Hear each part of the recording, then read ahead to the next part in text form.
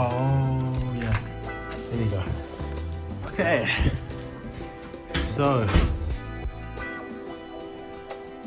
arrived. This place is massive. You guys who are my members, Brian and Princeton's here at the moment, and everyone that watches my videos helped fund this room. The sink's so big I could sit in it. It's so massive. That's amazing.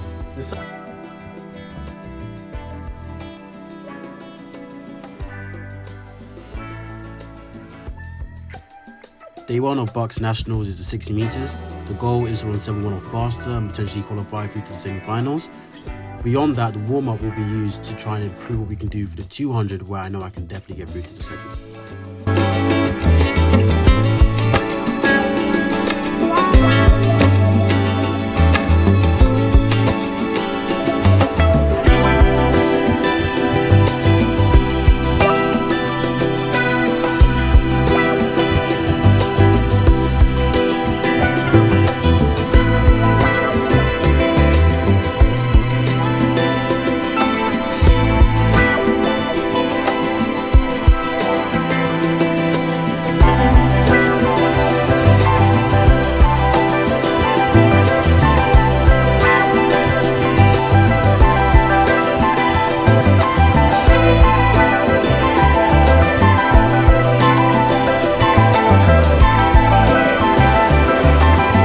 My prime focus of late is to reduce how long it takes me to do my warm-up and how much energy it takes out of me, but as you can see, it's not going very well.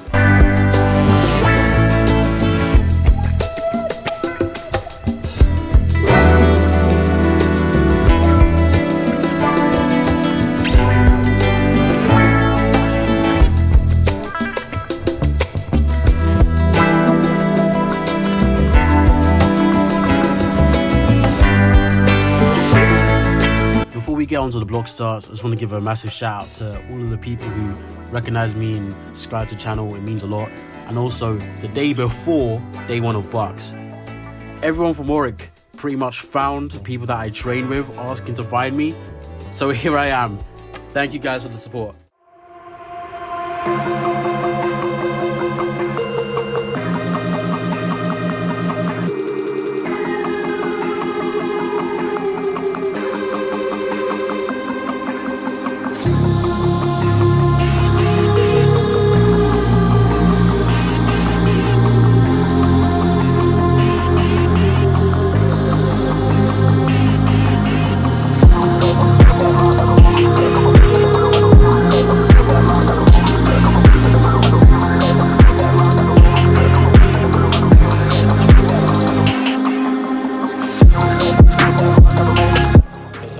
I feel good, spoke to physio. So my hamstring should be fine, should be good. We hope so. It's supposed to be my call a minute ago, so I'm just going to go and we're going to see the race. Heat number 6 of the men's 60 metres with Chetin Tutingill of Bristol, York's Charles McLeod, Mandeepa Ishmambura of Bath, Tom Pritchard of Leeds, Kent's Jevon Sutherland, Ala James Liverpool, John Moores, George Lagadianos of Southampton, Freddie Arkle of Birmingham. Come on, man. Come on, Jevon! The sub-7 man is in this field, and he is going to take it, isn't he?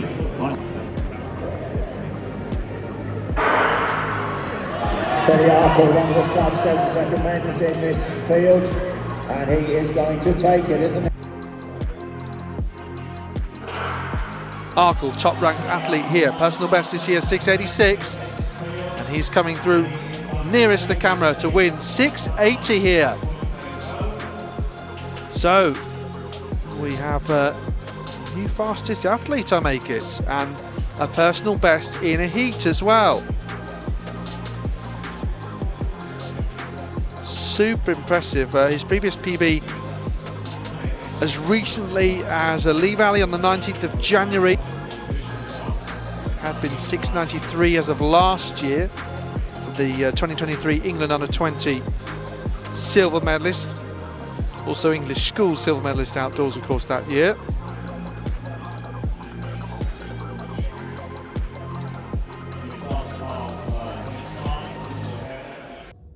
ran 7:12, got knocked out of the semis. I was a small queue for a bit because I was in heat 6, but that didn't last by the time we got to heat 8.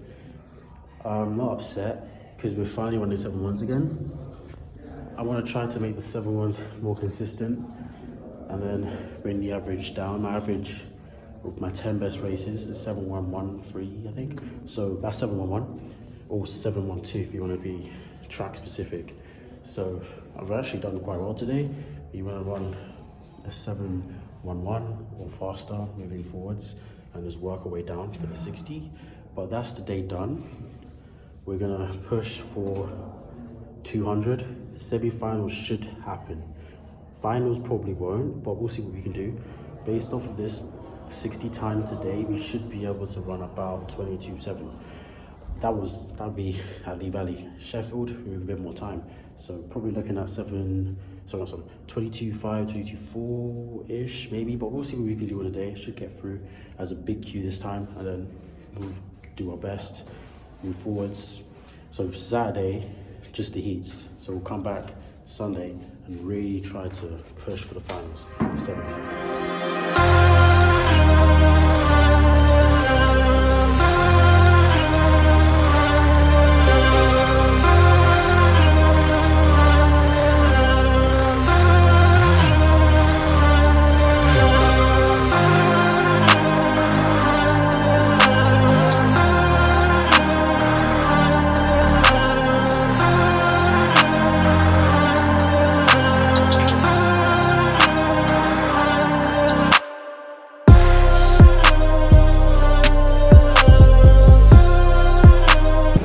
Warming up. I've done everything other than vlogs pretty much. My hamstring was playing around, but what's weird is I used a massage gun, put on my spikes, ran harder, and I felt nothing. So I don't know. We'll see what happens. I like my acceleration pattern is very smooth. It'd be nice if I could actually get this down yesterday, but we'll take what we get. So today we wanna run at least a low 22. I was originally aiming for like 25. I'm saying 22.3, 22.2. Probably do that. In this acceleration, I feel really good. Speaking of good 200s, next to me is Christabel. What was your PB? My old PB? Yeah. It was 27. Now what is it now? 26, 24. Improvements. I just told her a few stuff and then she did it and it worked. And what I told her is pretty much what I'm going to try and do for this 200. Long, powerful acceleration, come around the bend, get up to speed, curve into the bend, hit the track hard, and then close. And then we'll see what the clock says to me. So now we're going to start with the blocks.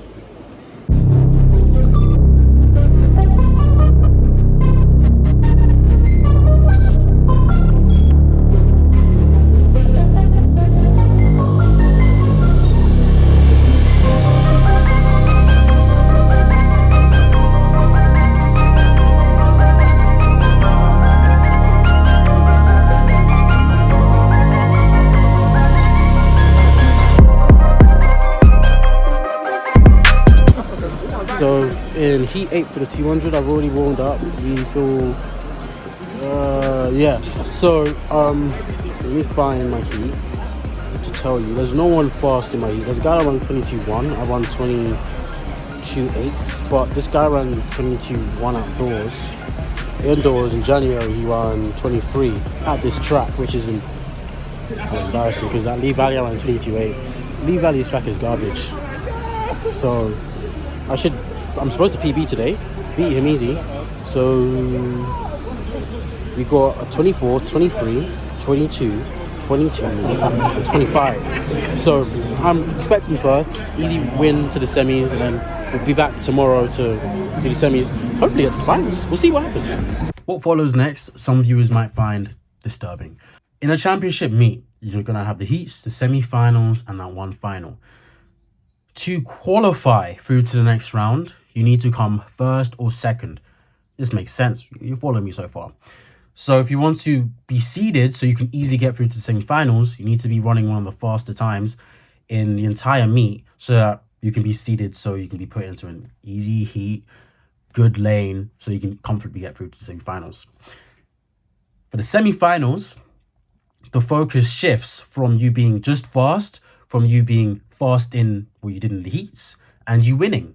Those are the two main factors that determine whether you're seeded. You winning automatically makes you seeded, and you running one of the faster times automatically makes you seeded. Though I'd say running a fast time is more preferable if you want to be into a good lane than just coming first.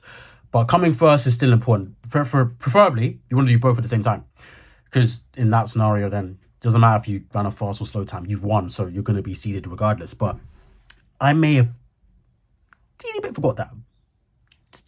Just a tiny bit. Which is, I'm not going to say anything. I don't want to spoil too much. I'm saying this without spoiling. But these are the two main things you need to follow in a championship meet. That's why everyone always guns for first. Sometimes you don't gun for first. Sometimes you just you're happy for second. Doesn't really matter. But that's only really in scenarios where the heat's really quick. The heat's really quick, you don't care. But if the heat's average, slow, probably want to go for first. Especially if you could win the heat or the semis. Just go for it. Let's get into the race. 22:11, the fastest PB therefore for Theo Danquois. This is quite close. Jevon Sutherland 22:67. Danquois, this is his third season of BUCS. He's semi-finalist outdoors 2023. Again, indoors 2024.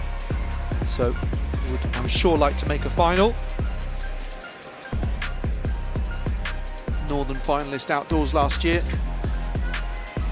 So 5 athletes in this: Evans, James, Danquois, Sutherland and Burton.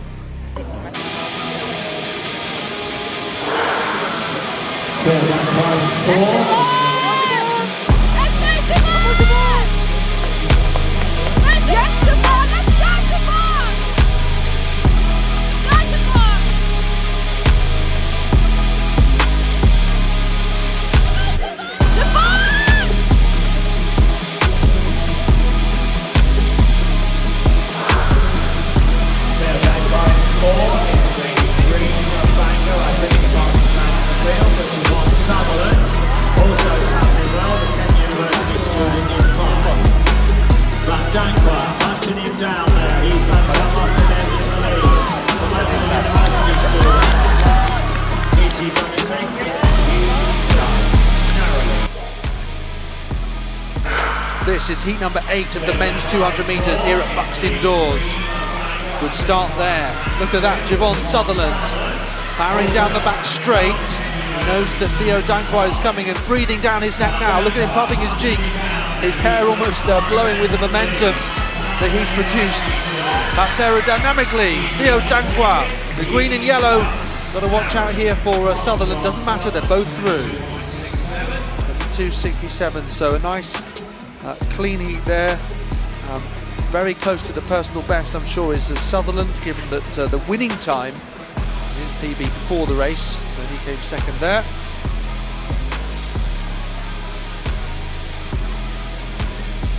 Give us a flavour then, Alex. Manchester, it's a bit further drive, so everyone's kind of staying in the hotel, and that's quite nice because obviously, I mean, I remember going down, we had a sauna and a hot tub in ours. I remember going down with some of the people in our team, go sit in the hot tub, had a quick sauna as well, which is quite nice actually as a rehab, especially after kind of doing the 400. Indoors is a little bit different because there's no hotel provided, with it only being kind of 45-50 minutes, so everyone gets the bus, but that's a very early bus. It's like 7 AM in the morning, so it's kind of an early start. But I think it's obviously a good team cohesion. It's one of the biggest teams we had it's around at BUCS, but it's much more kind of, I think indoors is much more kind of everyone just kind of focus on their So the 200 came second, 22:75.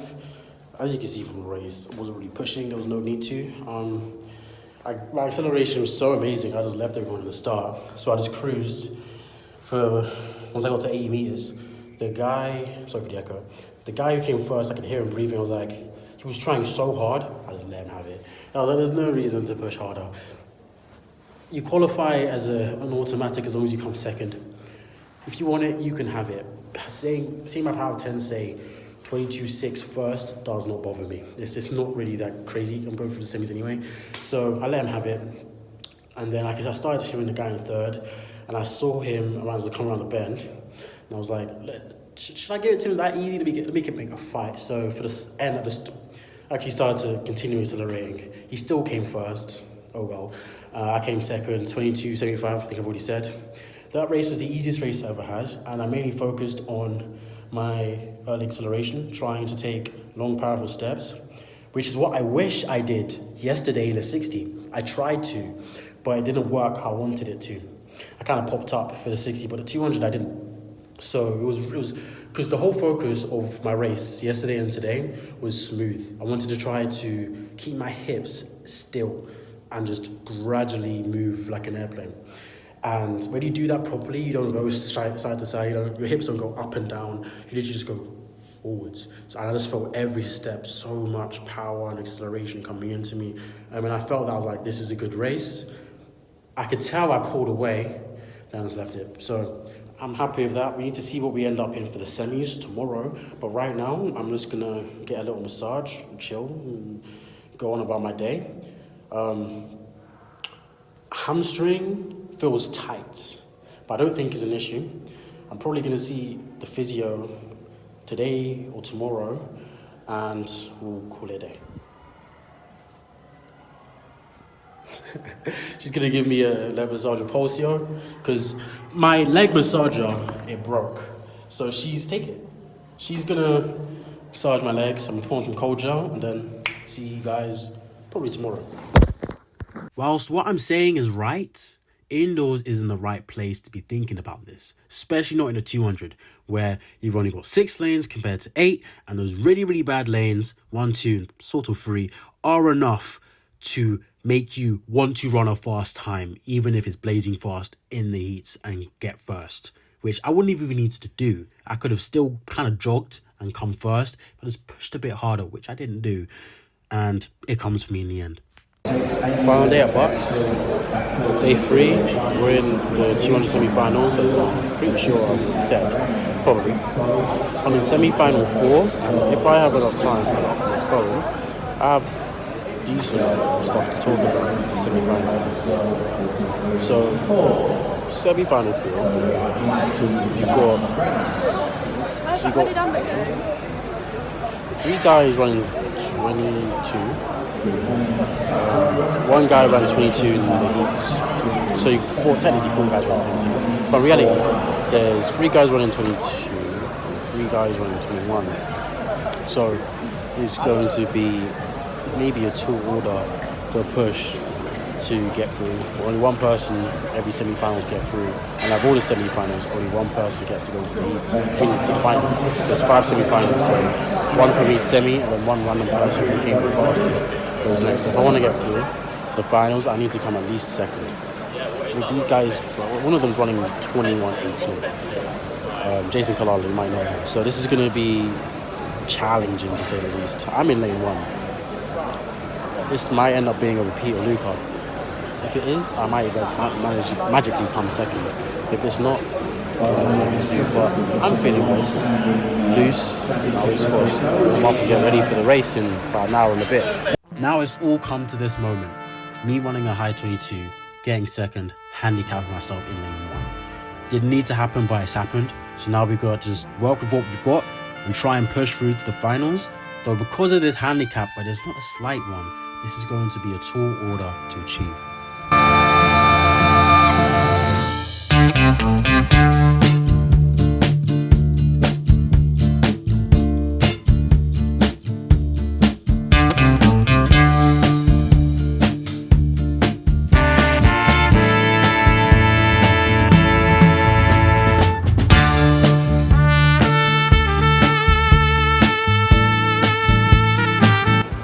Gap between the accelerations and the blocks that I'm about to do, so I haven't got much time to do the blocks.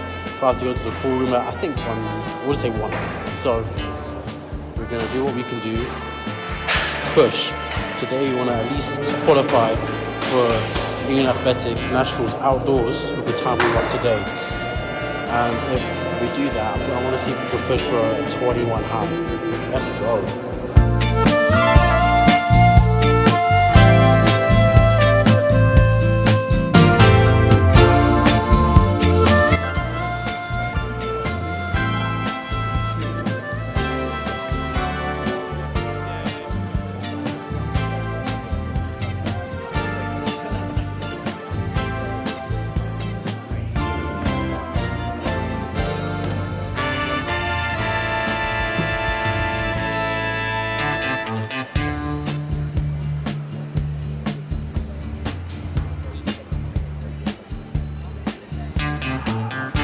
mean, it happens so often, you know, when you are sprinting at full speed, you are pushing your body to the absolute limits. So sometimes you can pick up these little injuries. Yeah, Molly Palmer winning that title outdoors last year. Looking up to a very good semi-final here, number 4. Jevon Sutherland of Kent, James Scott of Durham, Jacob Winter, Cardiff Met, Brunel's Jason Kalala.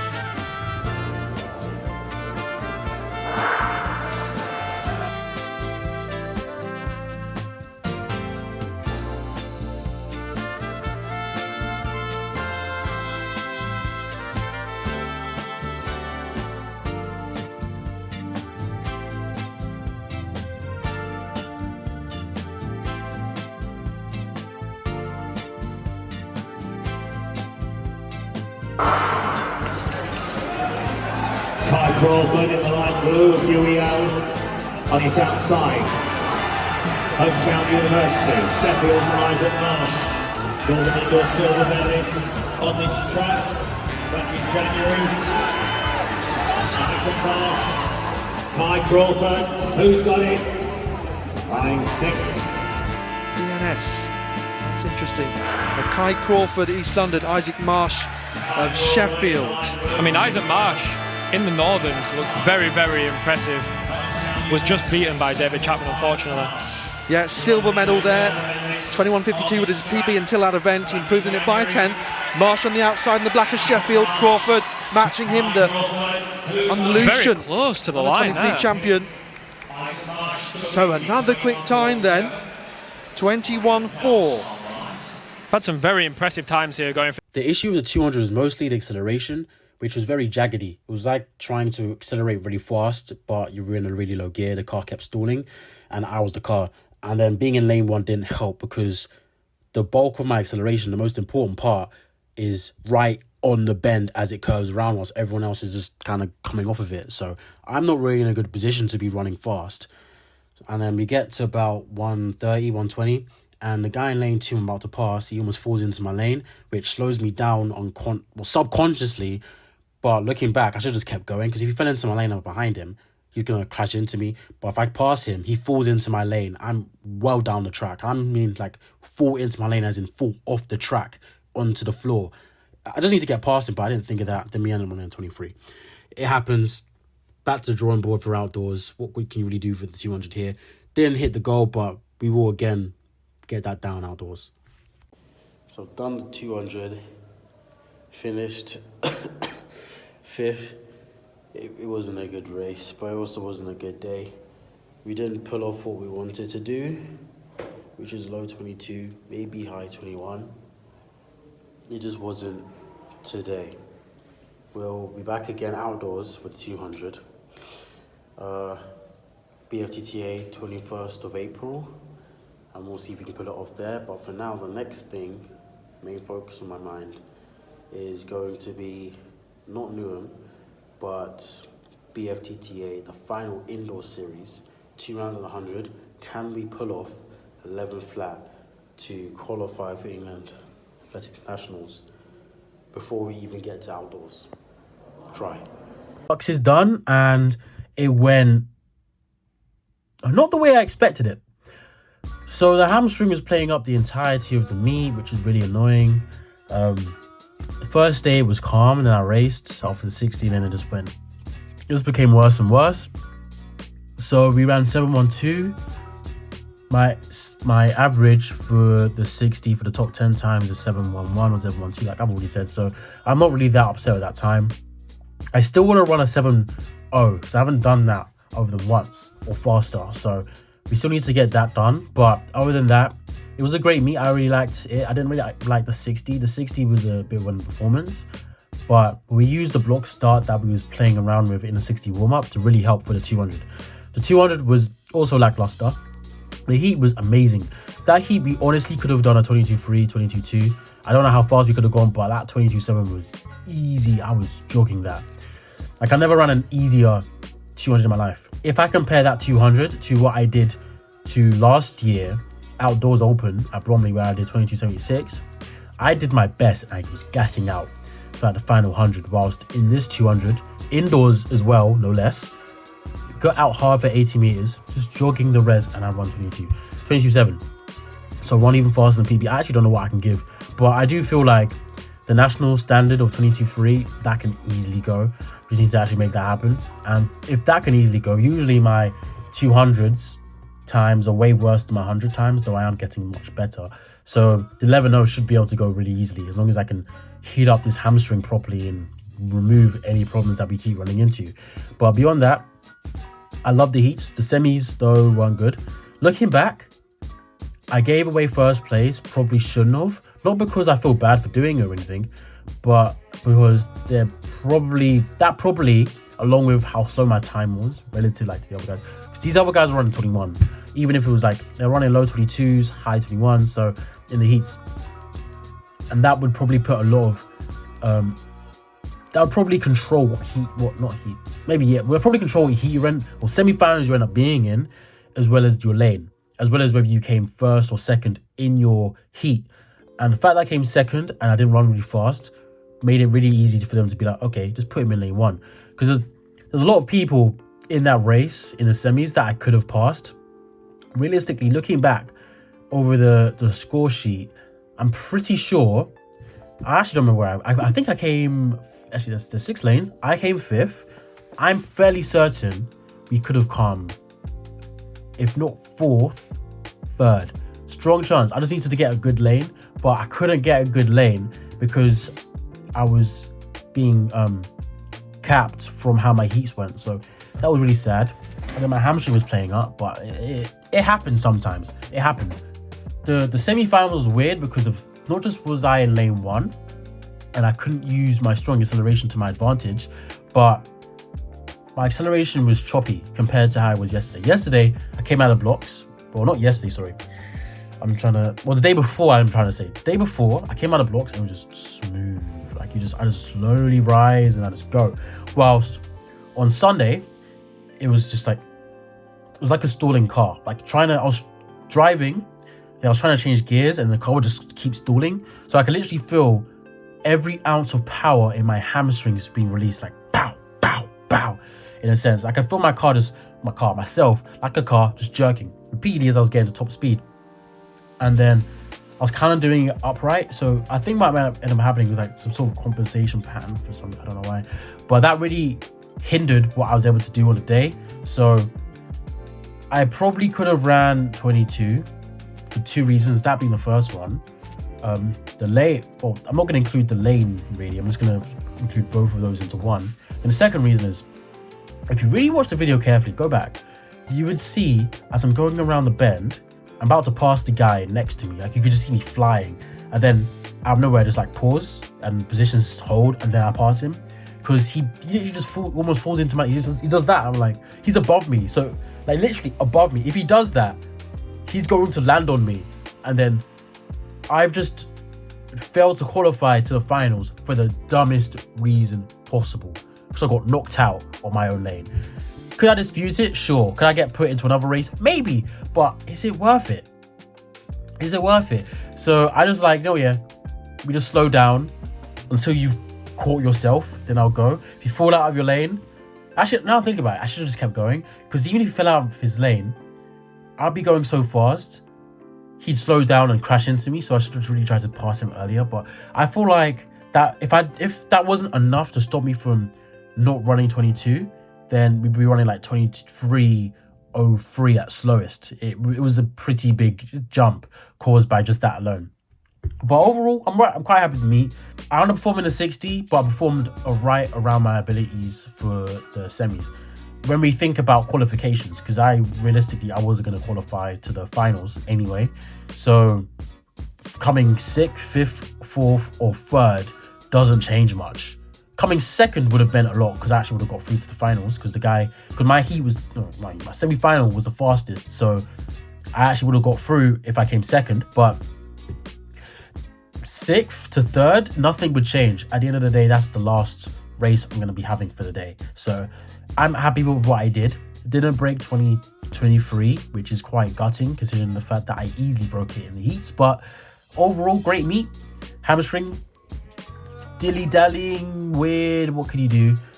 We're just gonna get ready for Newham Wednesday, where we can potentially do our best, not allow this to happen.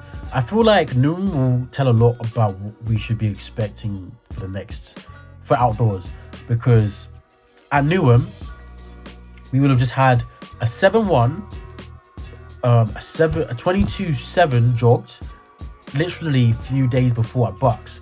So if I can run fast, like we're talking 7-0 at Newham, I know when I get to BOTTA, we're going to be flying, probably would qualify for the 100 nationals, England Athletics. And then when we get to outdoors, I already know we're going to hit the 22-3 standard. There's not much question in my mind. Like if I don't do 22-3, I'm probably going to run like 22-3 something, in which case I missed it, but it's not going to be by much.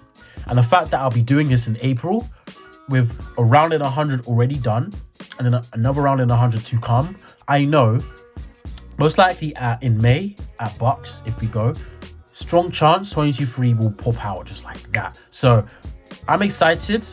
This BUCS meant a lot and it's going to probably translate into my next few races, because I've learned a lot at this BUCS, whether that's mindset or technique or just anything else, and I can't wait to just throw that out. I've been doing a lot of playing recently with how I do my warm-ups and stuff, from learning a lot just from external sources, and one of these meets I'm gonna make it all click and you guys will see.